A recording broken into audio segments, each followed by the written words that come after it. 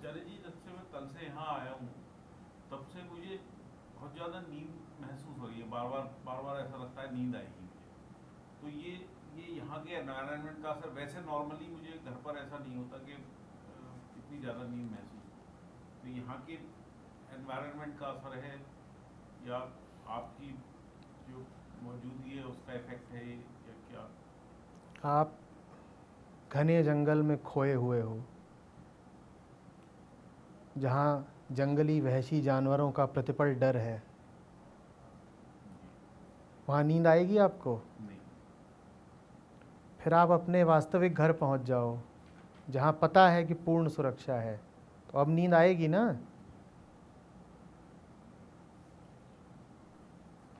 नींद वहीं आएगी जहाँ पता हो कि अब खतरा ज़रा कम है। घर में कैसे आ जाएगी? वहाँ तो सतत जागरूकता चाहिए, कहीं से भी बाण आ सकता है,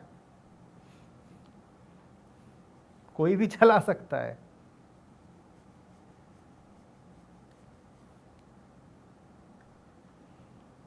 तो ये आचार्य जी मेरे लिए पॉजिटिव लक्षण है या नेगेटिव? दोनों है। इससे ये पता चलता है कि मन विश्राम अनुभव कर रहा है, लेकिन इससे ये भी पता चलता है कि यही नींद जितना मिल गया है उससे आगे के मिलने में बाधा बनेगी। कुछ मिल गया है इसलिए नींद आई, पर यदि नींद आ गई तो और नहीं मिलेगा।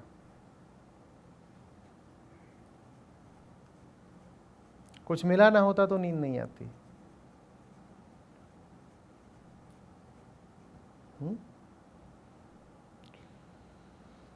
नींद माया का बड़ा उपकरण भी है।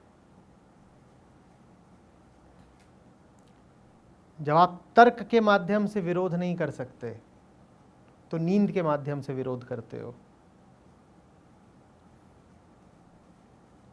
कोई आपके सामने ऐसी बात साबित हुई जा रही हो जो आपकी धारणाओं को चूर चूर करती हो, और आपको पता है कि बात तो सही ही है, मैं इससे लड़ नहीं सकता।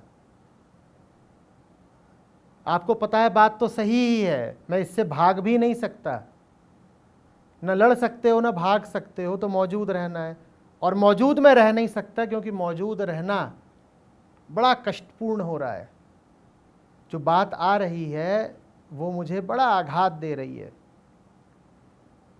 तो मन फिर खुफिया तरीके से पलायन करता है। खुफिया तरीका ये होता है कि शरीर को यहीं रहने दो, खुद भाग लो। ये नींद है। शरीर अब मौजूद रहेगा, मन भाग जाएगा।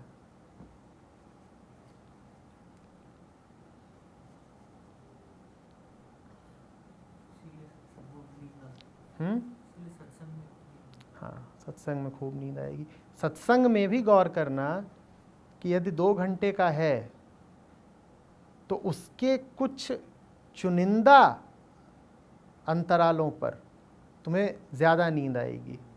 जब ऐसी बात हो रही होगी जो तुम्हें सबसे ज़्यादा चोट देती होगी, तुम्हारे अहंकार को सबसे ज़्यादा तोड़ती होगी, तब तुम सबसे ज़्यादा हिचकोले खाओगे।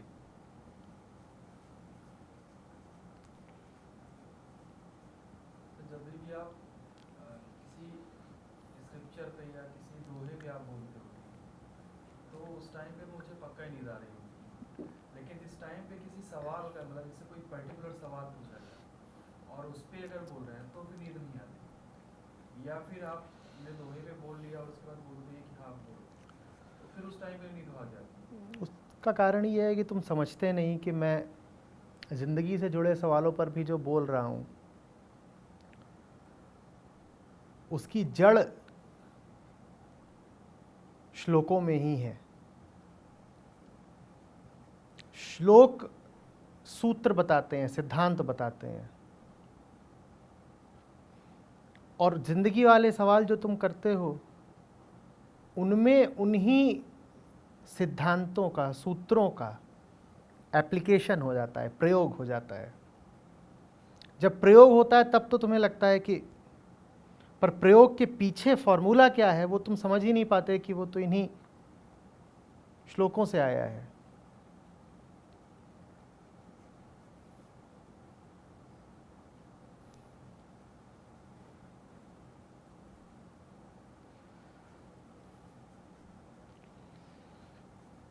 एब्स्ट्रैक्ट जो आप एब्स्ट्रैक्ट बोल रहे हो तब मन छटपटाता है, हाँ तो वो क्यों? क्योंकि एब्स्ट्रैक्ट है ना, मन स्थूल चीज़ चाहता है। एब्स्ट्रैक्शन का अर्थ समझते हो ना क्या होता है?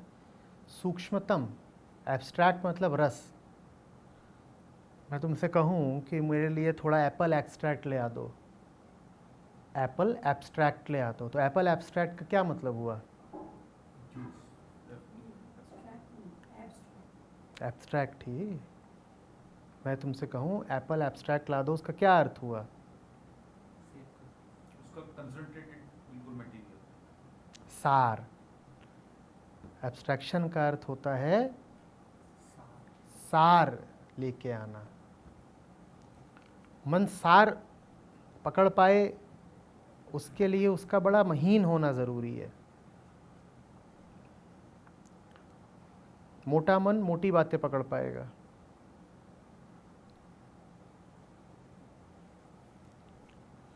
ऐसे महीन कैसे हो सकता नस होके जब एब्स्ट्रैक्ट बात हो रही है तब जगा रहे, उससे उसमें धार आती है, महीन होता है। एक और बात है सर, जब ज़िंदगी से जुड़े सवाल होते हैं तो उसमें बहुत सारी चीज़ें जैसे आप अपने वक्तव्यों में बोलते रहती हैं और उसमें हम ऐसे फ्लो में जाते रहते हैं। लेकिन जैसे अब स्क्रिप्चर की बात है तो उसमें एक लाइन में कुछ भी लिखा हुआ है, वो भले सूक्ष्म रूप से समझ में नहीं आ रहा है लेकिन शाब्दिक रूप से वो समझ में आ रहा है। तो शाब्दिक रूप से बहुत आसान लग रहा है, इसलिए उसमें मतलब कुछ जैसे रस जैसा आता ही नहीं।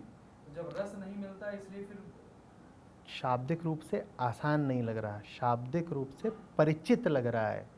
हाँ हाँ,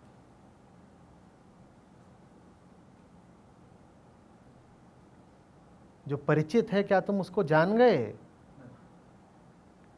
बस ये है कि परिचय से तुम्हें ये लगता है कि मारेगा नहीं, आज तक इसने मारा नहीं तो मारेगा नहीं, तो तुम्हें लगता है ठीक है, इतनी जान पहचान काफ़ी है कि मारेगा नहीं। तुम एक आदमी से कई बार आते जाते गली में टकराते हो, आमना सामना होता है। आमना सामना होने पर से तुम उसे जान थोड़ी गए हो। हाँ, इतना तुमने देख लिया है कि इसके व्यवहार में कुछ ऐसा नहीं है जो मुझे नुकसान दे दे।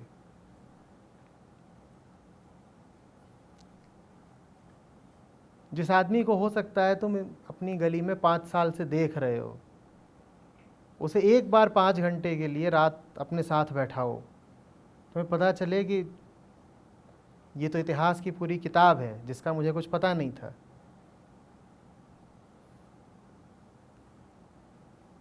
लेकिन वही आदमी जब शाम को रात को ज़रा सी देर के लिए तुम्हारे सामने से गुजरता है तो तुम में कोई कौतूहल, कोई जिज्ञासा नहीं उठती, बल्कि कई बार देख चुके हो तो और ये लगता है हाँ ये तो परिचित है, जानता हूँ। तुम जानते थोड़े ही हो कुछ है।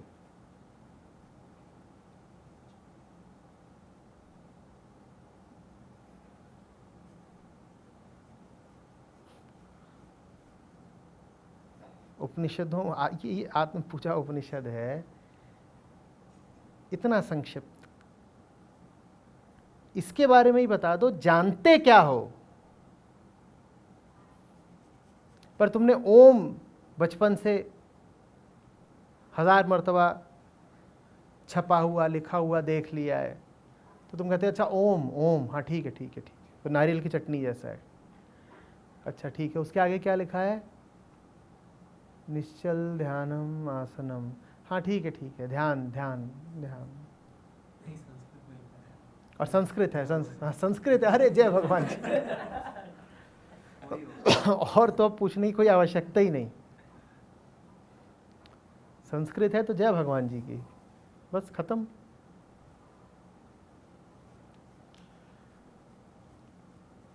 तुम्हें पता क्या है?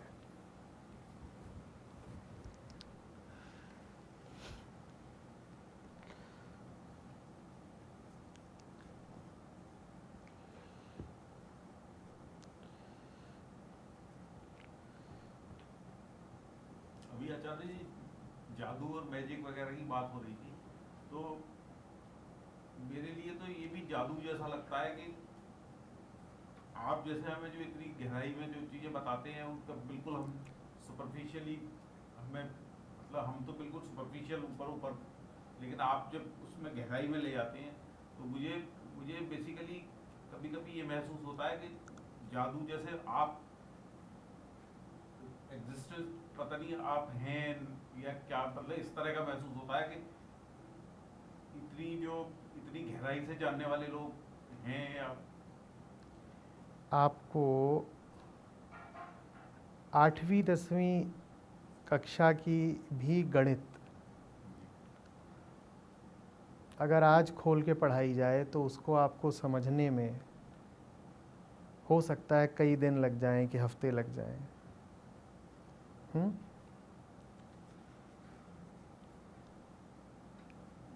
यहाँ जो बातें बोली जा रही हैं उनमें से बहुत सारी बातें, हो सकता है अधिकांश बातें आप तत्काल ग्रहण कर ले रहे हो। जादू ये है,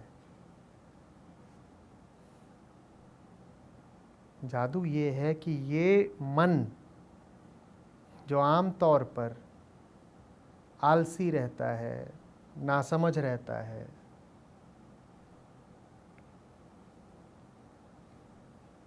वो उपनिषदों के सूक्ष्मतम गुह्यतम सूत्रों को भी कितनी सरलता से पकड़ ले रहा है। ये मत कहिए कि मैं आपको सरलता से बता रहा हूँ, आप देखिए कि आप उसे सरलता से पकड़ ले रहे हैं। और ये वास्तव में जादू है, क्योंकि मैं आपको आश्वस्त कर रहा हूँ कि आप 8वीं कक्षा की गणित भी बहुत सरलता से नहीं पकड़ सकते।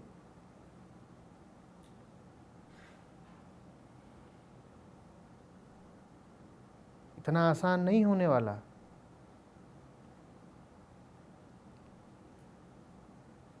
और ये आप बस बात आती है और समझ आती है। ये है, आप जानते हो ये सब कुछ।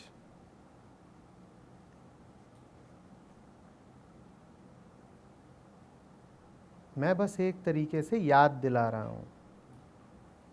उपनिषद याद दिलाते हैं।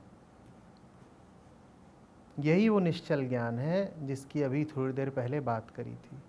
निश्चल मतलब जिसको समय हिला डुला ना सके। आपको बहुत पहले से पता है, समय उस ज्ञान को आच्छादित नहीं कर सकता। हाँ, वो ज्ञान आवृत हो सकता है, ढक सकता है। जब कोई फिर से उसकी बात करता है तो वो पुनः कौंध जाता है। तो मेरा बताना सरलता से बड़ी बात नहीं है, सरलता से आपका समझ लेना बड़ी बात है।